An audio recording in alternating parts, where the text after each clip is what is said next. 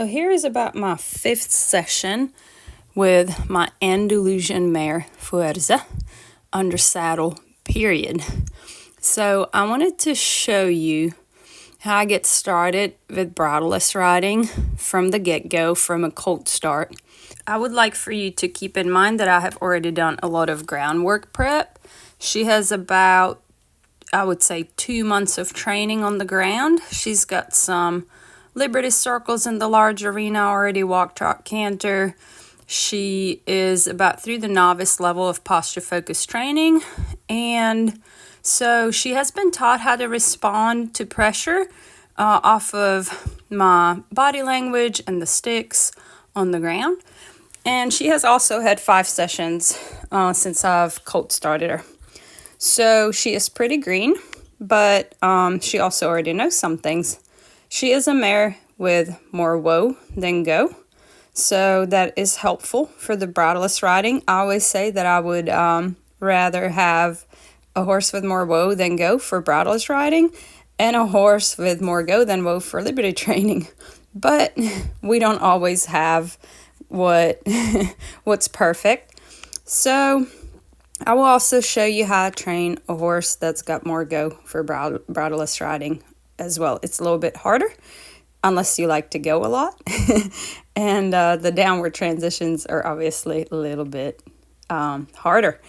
On a horse with more woe than go, the upward transitions are a little bit harder. So I would like for you to pay attention to my stick cues in this video. And I would also like for you to rewatch the video and each time pay attention to something different.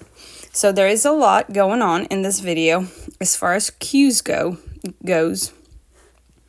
One of the main things I would like for you to remember is that to advance your horse to bridleless riding and wean off of using the reins, you need to start using your body, your focus, your shoulders turning or staying straight, your pelvis turning when your shoulders are turning or staying straight, and your leg cues before you use anything else.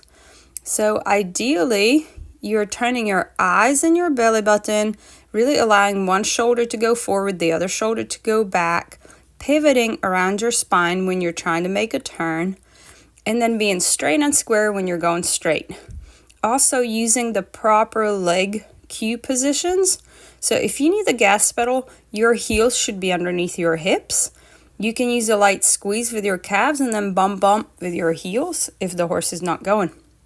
You can also use the stick on the top of the butt like I'm showing here for the gas pedal. Make sure that your horse is used to that from the ground already. And if not, go back to the ground and introduce that cue and make sure your horse knows it well. And when I am working on the gas pedal, I wanted to make sure that you know that I might reach for the rein if I'm training with a rein, which is usually the case. I will reach for the rein for steering. I'm not going to try to train my horse 2 different things at the same time, usually, unless I feel like the horse is really connected and he's going off of the turning cues and the forward cues, and it's pretty easy to get. But if the horse is just learning it, try to isolate it. And really, if you're focusing on the gas pedal, then correct your steering with your reins. And then for your steering, there are several different stick positions that I use. There is a stick position right at the base of the ear, which is hard to do. So I would suggest you only use that one when you are already advanced with using the whip and you're comfortable as a rider and highly advanced. If not, you can use the cue on the nose, and I also use the cue on the nose to reinforce the cue that's right at the base of the ear. And then I also use a cue in the middle of the neck at about a 45-degree angle, and I use a cue on the side of the shoulder for turning, and that is for front and yield turns, which is what I'm showing in this video on and off. I am working on the gas pedal on top of her butt, and I am working on turns intermittently, right and left. I am also rewarding the treats, not very often because she's assuming that a little bit already, so I don't do it all the time. For the sake of keeping this video short, I also did not give her as many breaks and as long of breaks in between when she did something. So keep that in mind, that you can also stop the horse and let them rest a little bit longer so they can chew and process. Sometimes I rode her off when she just started processing, just to keep this video short so it's not half an hour. And I will make up to her in the next riding session, but she's a pretty content horse. So for my turns, I usually try to bring the stick towards the nose or the neck or the base of the ear from like a 90-degree angle to my hip, basically from like out towards. So pay attention to that I'm not going directly to the nose. So it's a visual cue of the stick before I actually use the tactile cue and touch the horse with it. I also bring it from the outside, and then I shake the stick towards the body part that I want to move with really short, pretty quick rhythm, kind of high speed of the stick, but it's short movement to kind of create energy towards that. I start my turns by making sure that I can control the nose first. Then I start introducing the cue on the base of the horse's ear. And then I wean off of that and start using shoulder cues. So here I'm really bringing the stick out at a 90-degree angle, and then I'll tap the shoulder.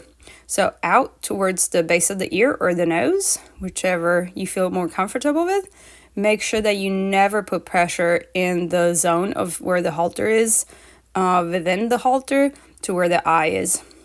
So to protect the eye, make sure that you are very accurate. You're always looking down, even though you try to have a focus where you're going. Always look down with your eyes, not per se with your upper body, leaning forward.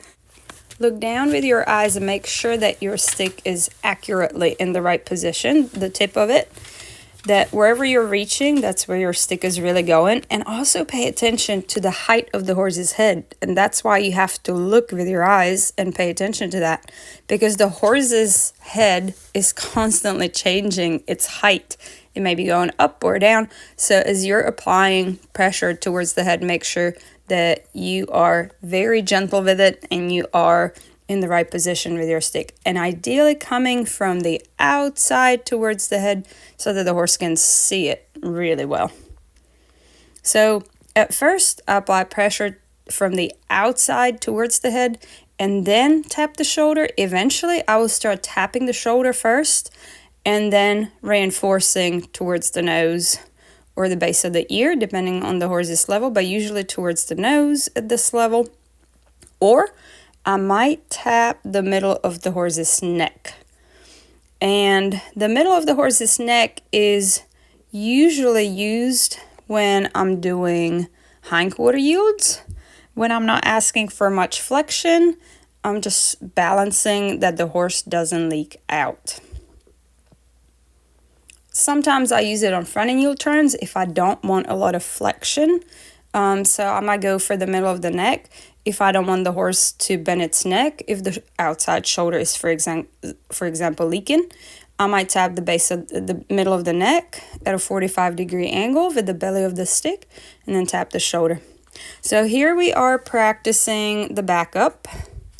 The backup, I start with shortening my reins to the point where it wouldn't take much for me to get a hold of the horse's nose and reinforce. And then I bump in my legs front to back with my heels a little bit right behind the girth. And then I'll tap the chest. Eventually, as the horses advance and I start riding with two sticks, I will be tapping the shoulders and I will wean off of tapping the horse's chest so I don't have to reach there. And to also save that cue for vertical flexion eventually, for a reinforcement of the vertical flexion. So always remember that you want to start with your body language, with your focus, with applying your leg cues, then go for your stick, and then go for your reins. Try to always have a little bit of pressure with your legs, then your reins. That's how you're going to be able to wean off of the reins. And Support with your stick only if you need it. But as the horse is learning the bridleless riding, you're going to use your stick quite a bit because it helps the horse understand what you want. So again, here on the backup, if my horse gets crooked, I'm not going to fix my crookedness with the stick because I'm using my stick to teach my horse that the stick cue in the middle of the chest is the backup cue. So I'm going to use the reins for correcting anything else that I don't want, basically, usually crookedness. Or if the horse doesn't understand, I will help them with the reins.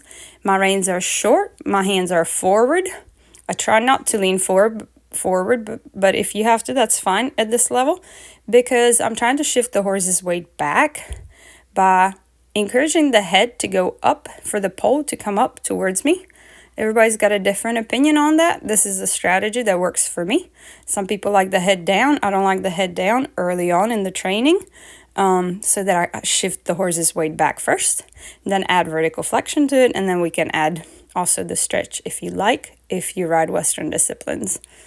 So for the backup, eventually I'd like for the horse to just go off of me, shifting my weight back a little bit, my shoulders over my hips and a little bit further back. And then I tuck my belly button in, and then I'm bouncing with my legs front to back. Here we're going to do a hind quarter yield. So again, I have my focus, my right leg is back, asking for the hip, and then I'm using my stick on the hip. Notice that when I help her shift her weight away from my leg, I tip her nose towards her hip. My hand is down and low. The reason for that is because I'm trying to lengthen her spine and not be flexing her neck much. I have learned that if you flex the horse's neck, teaching them hind quarter yields, you will get a lot of shoulder leaking out, and then you have to be fixing it. So I'm trying to only tip the nose as much as I need it to help her find the answer. And again, I'm not using my stick on the nose right now. I'm only riding with one stick. Eventually we'll add another whip and support on the side towards the nose a little bit if we need a little bit of flexion. But right now I'm just keeping it super simple and isolated.